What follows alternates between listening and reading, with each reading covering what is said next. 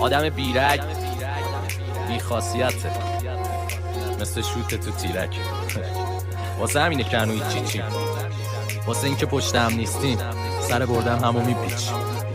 ولی دیگه این کارو ممنوع، گناه و فکر بهش ممنوع، اصلا با آدم بد چشتی چشم ممنوع، رفتارای زش ممنوع، دیگه داره فاز بد کل کشور رو.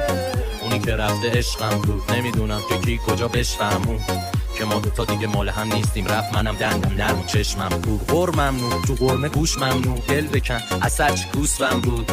یه سری درد مال قدیامه، یه سری هم یادگاری از یه دوستم مون.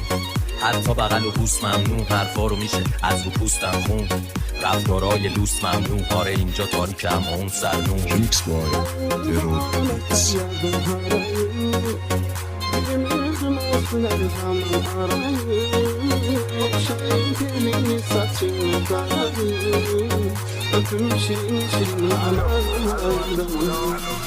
اگه که من بدم، اگه که خدا زدم، اگه تو میری بهش این باشه سرنوشت. تو خوب و ما بد و سه شک حق و رفیقت اینجوری نوشته.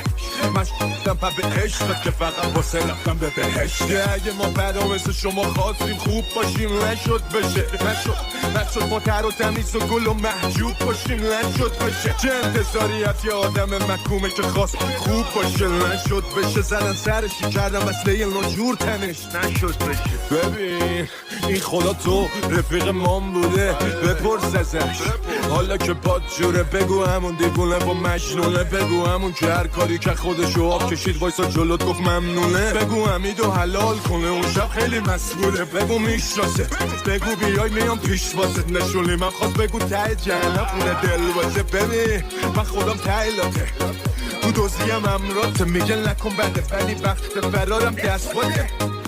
شاید به شک کردم ولی اون کورسوی امید ته دل یه الباته. ببین من خدا خیلی بطلاته،